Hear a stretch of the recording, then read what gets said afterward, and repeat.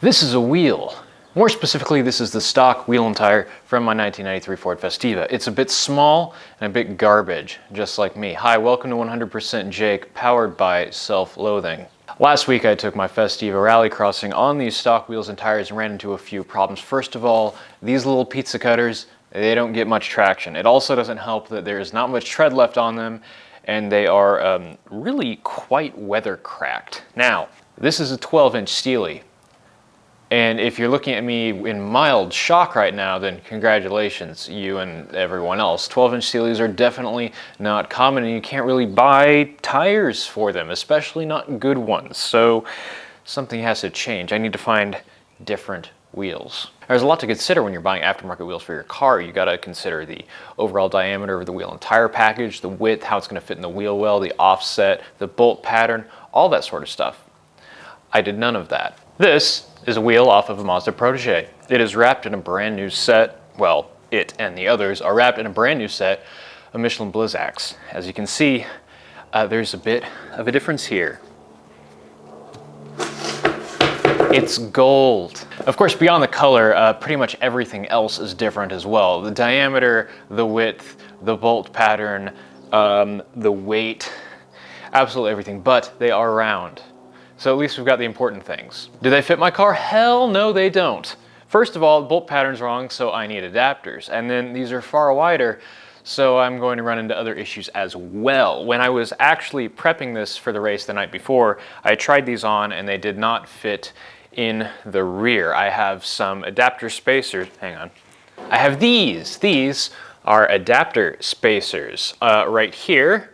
These 4 holes are 1 by 114.3, which is, or 4 by 114.3, not 1 by. That would just be a center lock wheel, which would be very race car. That would be fun. But this bolts on to the car just like a wheel. And then this is some lug studs, seashells by the seashore. These are in a 4 by 100 bolt pattern, which matches this wheel. So use these to put these on that. Problem is, in the rear, the tire just fouls on the strut. So I got some other spacers to stack on here. Don't do this, by the way, and we'll see if that works. So this is actually, that is actually one of the rear corners, so we'll go do that one first and see if we can make any of this crap actually work properly. Yay! Here we go. Okay, so the first thing that goes on here is the adapter spacer, and then that just uses the stock lug bolts. Maybe. The lug bolt stands proud a little bit of the surface of the spacer. Now usually that's not a problem if I was just putting wheels on here, because wheels usually, the whole wheel doesn't make contact with whatever it's mounted to, just the little bits around the studs do, and they've got kind of pockets in between there. So if you've got protruding lugs, that's fine, but a wheel isn't going on here, another spacer is, and the back of the spacer is perfectly flat. So I've got to take about a 1/16 of an inch off of all of these bolts in order to make them fit. Luckily, that's really not going to affect the functionality of this. It just means there'll be a little bit less material for the bit driver to, or not the bit driver, the socket to bite on, but I don't think that's really going to be a problem. The problem is going to be, how the heck do I hold these while I am flap disking them?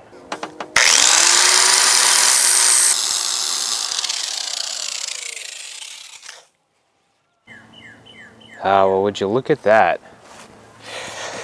Nice and flush. There we go. I need the lug nuts for that.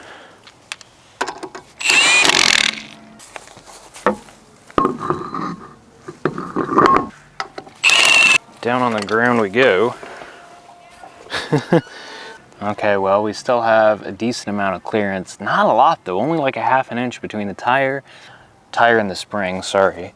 I love the poke, that's hilarious. Might need some fender flares or something for that. At any rate, let's go do the front.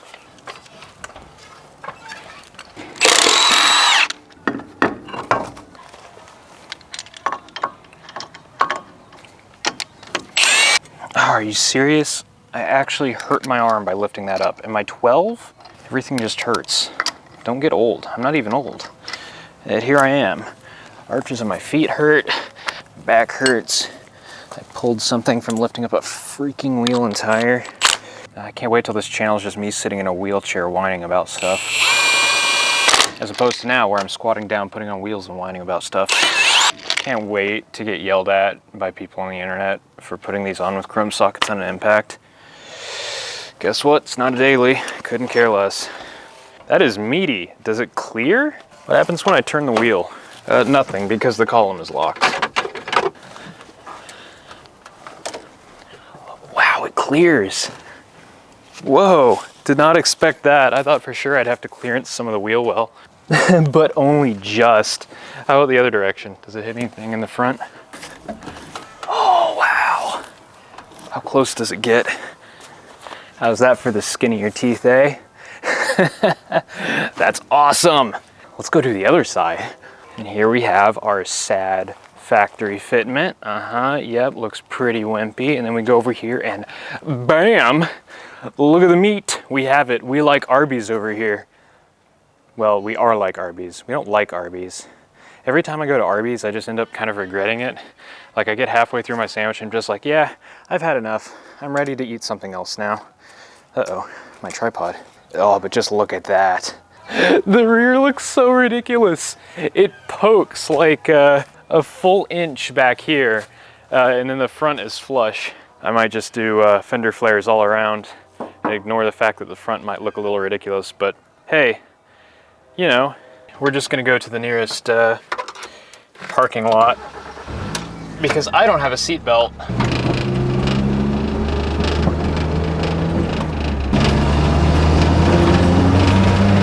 It's a bit slower. The big wheels do keep on turning, but it has negatively affected my acceleration.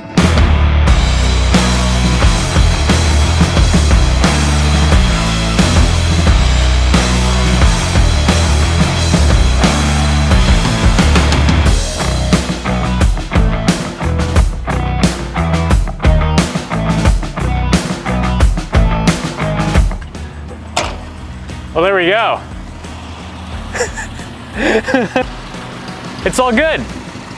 Well, there we go. It's even taller and a whole lot better. I just got to go retorque, I think, this side.